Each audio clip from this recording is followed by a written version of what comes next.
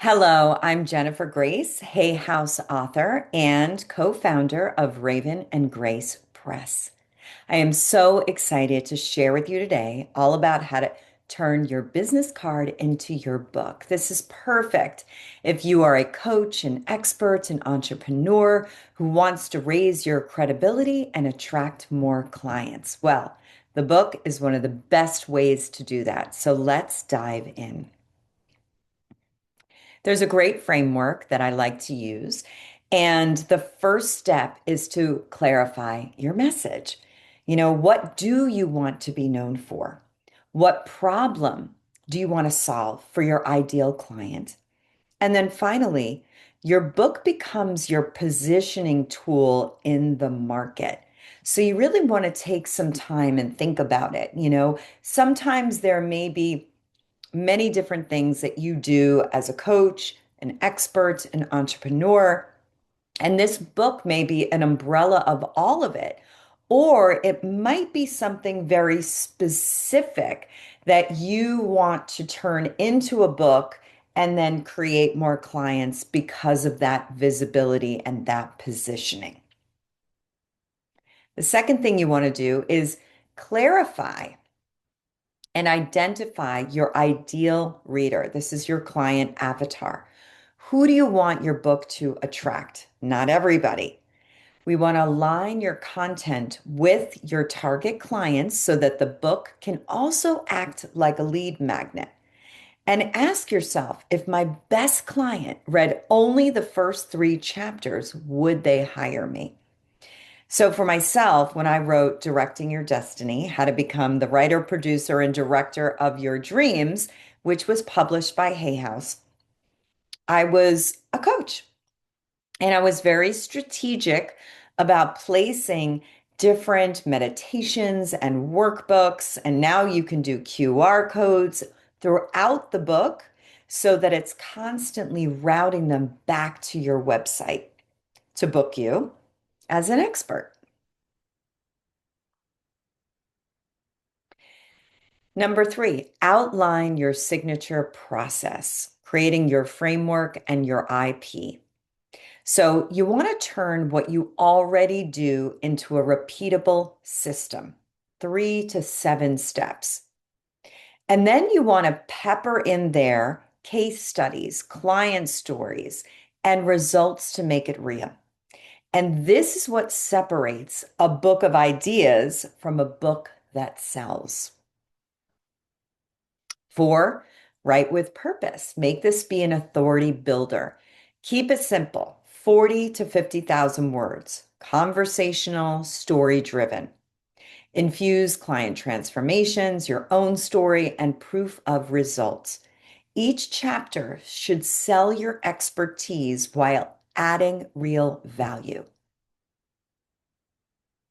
And then finally, 5, package and promote, lead generation. You can have your distribution be on Amazon, Barnes and Nobles, Books and Books.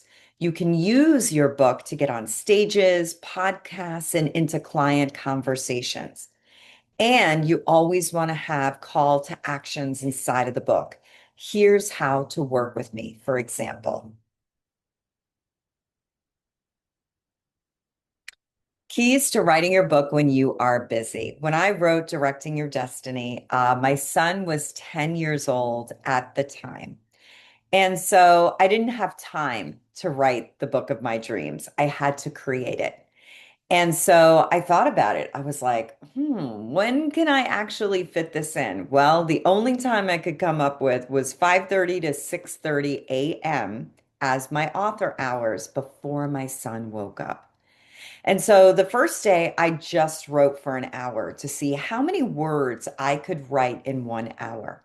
Back then, it was 500 words. Now, for some reason, I'm able to write 1,200 words in an hour. But anyway, back then, it was 500 words. And I did the math and I thought, oh, wow, if I just write 1 hour a day, I will have my book done in a few months, 50,000 words. And so I created those author hours. And trust me, when that alarm went off the very first time at 5:30 a.m., I pressed snooze like 11 times. And then I got a little smarter. I created, instead of an alarm, I actually created an event. So when it went off at 5:30 a.m., it said, Jen, do you want it or not? And I did. And I got up every day until I had that first 50,000 word draft. The second tool is to journal a little bit before you pop open the computer and start your author hours. As soon as that computer flies open, all of a sudden, we're hearing that negative self-critic in our head. What if nobody likes this? What if they think this is stupid? What if other people have done this before? All of those voices of judgment are kicking in. What I say is journal first, just to yourself. Get the juices flowing, the creativity. You can use prompts, you can use a quote and respond to it. You can open up any book, take a line, and write about what you read. The sky's the limit, but you want to just not have that computer open right away. Number three is to create an outline. So creating a linear outline of everything that you want in the book. If you do that route, you want to start with what is the outcome first. When people read my book, I want them to know X, Y, and Z. I want them to feel A, B, and C. And then you reverse engineer it.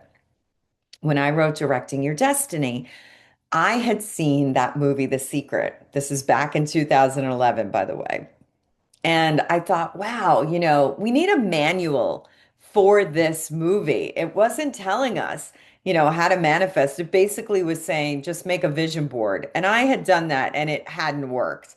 I had to have gone through so much personal development work and down rabbit holes of quantum physics and also the art of getting your butt off the couch, not just staring at a vision board. And I thought, I want to write a book. I was at the time manifesting like crazy because I had done so much more than just seeing the movie. And so I thought when people leave my book, I want them to have all the tools and practices, like the manual for the movie The Secret that didn't exist. And so that was my outcome. And then I reversed engineered it in my outline. I said, well, if they're going to manifest their dreams, what do they need to start with first? Well, of course, clarity. Who are they? What do they even want to create in their lives? And then I built it like a staircase to get them to the end from there. So always starting with what is the outcome? Another way to do it is more of the right brain way. These are to make 25 set pieces. I think a lot of coaches and experts and entrepreneurs, they have fabulous stories, and incredible scenes and stages of their lives that when they share those stories and they've overcome what they've overcome and gotten to the other side, people will often say, oh my gosh, you need to write a book. Those are set pieces. What I want you to do is write 25 scenes in your mind that they are so good that if somebody produced a movie about your life, they would build a set for each and every one of those. The time you got married, the time you overcame this challenge or that challenge. And so you write down these scenes in your mind. And then when it's time for your author hours, whether that's 3 times a week for 2 hours, once a day for an hour, or maybe even just Saturdays for 4 hours, you look at that list of set pieces and you say, okay, this one wants to be written first. And you just write it. And you don't worry about editing it. And you don't worry about where it's going to be in the book. You just start writing all of these scenes down in your mind. And what happens over time is you start to see a theme and you realize, okay, this has got to come before this scene. And let me move this here. And so it's a different way of writing your book than the outline way. That's very linear, right? Start at the end. What is the outcome? Where do we need to go first? Versus just start writing and then seeing where it leads. Both will work. You can try both and see which works best for you. Next is commitment. And commitment is definitely tied to accountability. It takes real commitment to write a book. It is not something to be taken very lightly. Um, and so bringing in accountability, having people hold you high and accountable, being a part of a writing group so that you tell other people, hey, I want to be a published author. I'm committed to having my first draft done in the next 2 months. Can you hold me accountable? To publish or not to publish? That is the question. So, as you are thinking about turning your business card into your book to attract more clients, to increase your credibility, how do we get it out there, right? There are three distinct ways to publish your book: the traditional way, the self-published way, and the hybrid way. I want to share a little bit about each of these so that you have the education around what is required. So here are the pros of traditional publishing. That's the Hay House, Random House, Penguin and Random, Simon and Schuster, all of those big boy, Ingram Spark, right? Those are the big five traditional publishing houses, HarperCollins. Pros. Distribution in bookstores is easier. Your books are actually going to be in the bookstores, not just on Amazon. An established professional team to work with. There are no upfront financial costs, and there's usually some kind of advanced against royalties. What does that mean? When I published with Hay House, they gave me a $10,000 advance, but I had to pay that $10,000 back in book sales. They gave me 7% of the royalties. So for every book I sold for 19.99, I basically made a dollar, less than a dollar. And so before I ever made any money on my book, I had to sell 10,000 books to first pay Hay House back the $10,000. And then I started making money on my book. The pros are literary prizes and critical acclaim are more likely and potential to become a brand name author. What are the cons? Incredibly slow process. So first I had to get an agent. Once I got an agent, then they had to shop my book proposal. Then after my book proposal, then I had to get the deal. Then it was another 18 months. So it can take anywhere from 2 to 3 years or more from the moment you write your book to when it's going to be on the shelf. You also have loss of creative control. They may change your book. You may have no say in the title, in the book cover. Very low royalty rates. Like I said, I only got 7% of the royalties. Some big five only give 3% of the royalties. I actually got a pretty good deal. Lack of a significant marketing help. So everybody thinks, wow, if I get to be a Hay House published author or I'm with Simon and Schuster, they're going to do all this marketing for me. Nope. They are your publisher. They are not your marketer. They will publish your book. They will not sell it for you. They will not market it for you. So you have to do that yourself. They are also not going to book you on a book tour. I had to book my own book tour. I had to go out of my own pocket and hire a publicity team. I had to market my own book and sell my own book. They were my distributor, yes, which was fabulous because my book was in bookstores nationwide, but they weren't helping me market it. Nowadays, in order to get a book deal with one of the big five, you have to have a huge social media following, at least 100,000 followers or more. Why? Because they're going to give you an advance of $10,000. They want to make sure you're going to sell enough books to get that money back to them.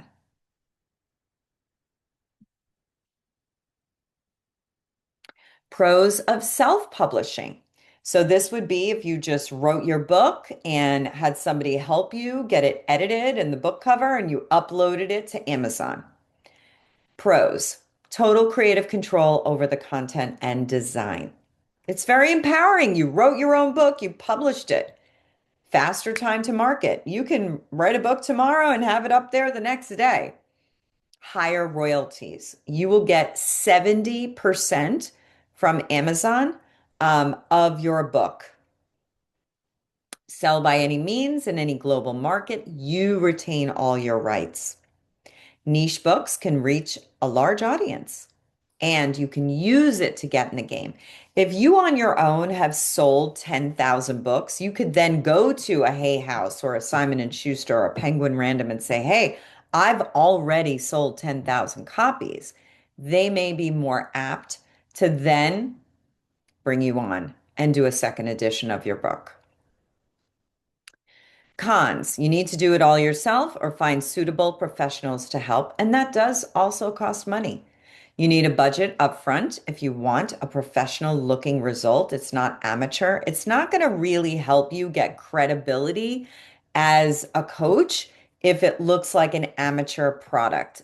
And also, honestly, sometimes when it's self-published, anybody could do that nowadays. So it doesn't give you that much credibility.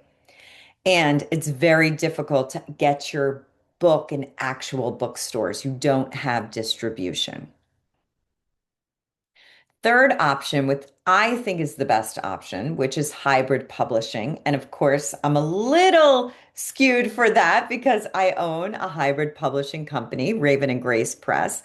But I created this company because so many of my writing students, who I had helped over the years write their books and birth their books, were frustrated.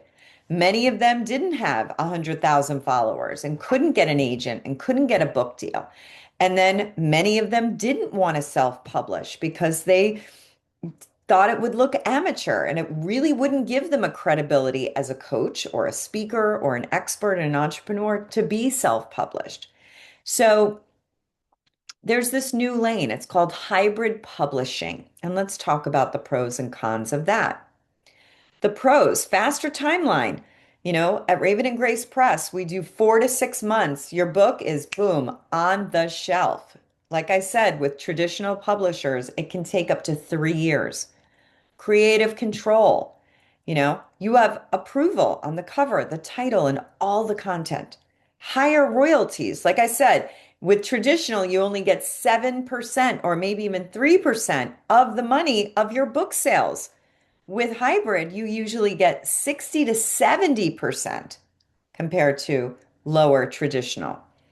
You have a professional team support that does your developmental editing, your line editing, uploads it to Amazon, designs the book cover, gets you distribution. With Raven and Grace Press, our authors are in 347 bookstores. They're online with Books and Books, Barnes and Nobles, and Amazon.